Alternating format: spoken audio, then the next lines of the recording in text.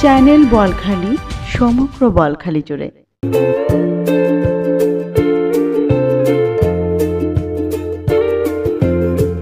বোয়ালখালীতে শুরু হয়েছে প্রায় ২০০ বছরের ঐতিহ্যবাহী সূর্যব্রত মেলা,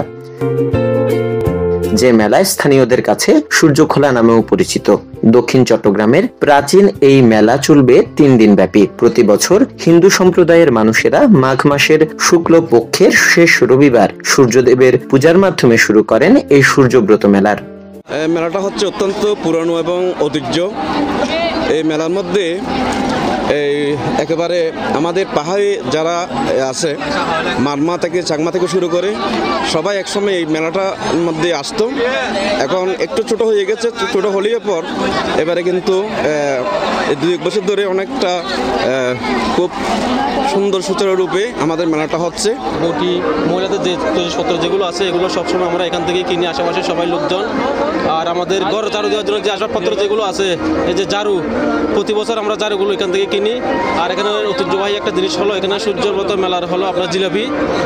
আমি বাড়ি থেকে আসছি, বলছে যে জিলাপি নিয়ে যাওয়ার জন্য। বোয়ালখালী জ্যৈষ্ঠপুরা কানুর দিঘির পার সূর্য মন্দির সংলগ্ন মাঠ সাজানো হয়েছে নান্দনিক রূপে। ঐতিহ্যবাহী সূর্যব্রত মেলা উপলক্ষে মাঠ জুড়ে বসেছে নানা ধরনের নিত্য প্রয়োজনীয় সামগ্রীর দোকান। শীতের শেষ বসন্তের আগমনের আগে চট্টগ্রামের বিভিন্ন অঞ্চল থেকে শত শত মানুষের সমাগম হয় এই মেলায়। আমি ছোট অবস্থা থেকেই মেলা দেখে যাচ্ছি। এটা একটা ঐতিহ্যবাহী মেলা, এখানে অনেক মানুষের সমাগম হয়। হারিয়ে গেলে চলবে না, আমাদের এগুলো তো ধরে রাখতে হবে, যে প্রজন্মের পর প্রজন্ম, না হলে তো সংস্কৃতির একটা বিলুপ্তি প্রায় হয়ে যাবে। কেমন না, এখন তো অনেক ছোট মেলা, ছোটবেলায় তো অনেক বড় দেখেছি। আপন সংস্কৃতি টিকিয়ে রাখতে এ মেলায় গৃহস্থালী জিনিসপত্র থেকে শুরু করে গ্রাম বাংলার ঐতিহ্যবাহী নানান সামগ্রী পাওয়া যায়। ফুলের ঝাড়ু, পোড়া আলু, বাঁশ বেতের তৈরি আসবাবপত্র, শীতল পাটি, তালপাতার হাত পাখা, মাটির তৈরি তৈজসপত্র সহ বিভিন্ন রকমের জিনিসপত্রের পসরা নিয়ে আসেন ব্যবসায়ীরা। এখন তো কমে গেছে মেলা, মানুষ বাড়াতে দিন আজ এখনো বেঁচতে পারলাম না। ছোটদের বিনোদনের জন্য রয়েছে নাগরদোলার ব্যবস্থা। মেলা এসে আমাদের খুব ভালো লাগতেছে। আমাদের ঐতিহ্যকে ধরে রাখার জন্য আমাদের এই গ্রাম্য মেলাটা অধিক প্রয়োজন বর্তমান প্রজন্মের জন্য। এটা আমাদের আমরা ছোটকাল থেকে দেখে আসতেছি, আর এরা আমাদের দাদু বা পরবর্তী যে আগের জেনারেশন যারা ছিল সবাই মানে ওদের আমল থেকে মেলাটা দেখে আসছে। আর এই মেলা থেকে আগে অনেক বড় করে হয়তো, এখন বর্তমানে অনেক কিছু বিলুপ্ত হয়ে গেছে। খালি থানাধীন জ্যৈষ্ঠপুরা একটা আমাদের ঐতিহ্যবাহী গ্রাম। এটা এখানে হিন্দু, মুসলিম, বৌদ্ধ, খ্রিস্টান সকল মানুষের বসবাস একটা স্থান জায়গা। তো এটা প্রতি বছরে কিন্তু এখানে সূর্যব্রত মেলার অনুষ্ঠান অনুষ্ঠিত হয়। মেলায় বেচা বিক্রি নিয়ে সন্তোষ প্রকাশ করেছেন বিক্রেতারা। হাজার হাজার মানুষ হয়তো অনেক দূর দূরান্ত থেকে আসতো। মেলা 30 বছর 32 বছর মতো মেলা বাড়ছে, মেলা বেচা কিনা ভালো হয়, সুস্থ সুন্দর হয়। অন্যান্য মেলা থেকে এ মেলায় ভিন্নতা রয়েছে, তবে আমাদের অবহেলার কারণে এ মেলার জৌলুস হারিয়ে যাচ্ছে, এমনটা বললেন মেলা উদযাপন কমিটির নেতৃবৃন্দ। সূর্যব্রত মেলা আসলে কয়েকশো বছর আগের ঐতিহ্যবাহী মেলা, অনেক বছর থেকে এই মেলা হয়ে আসছে।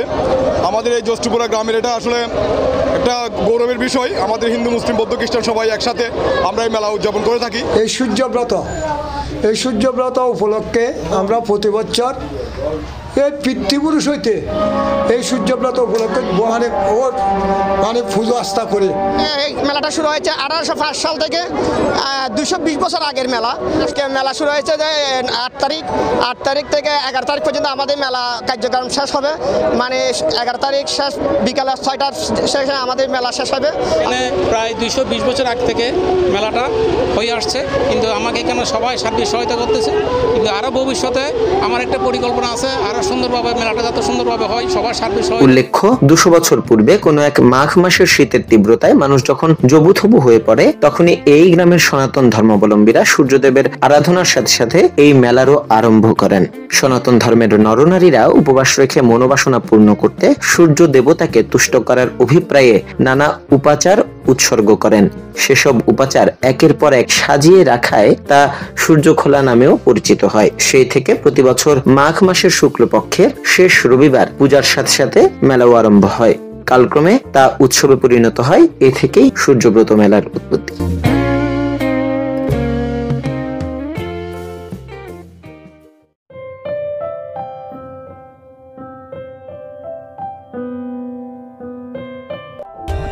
For more updates, subscribe to our channel, click the show links and enjoy watching the video.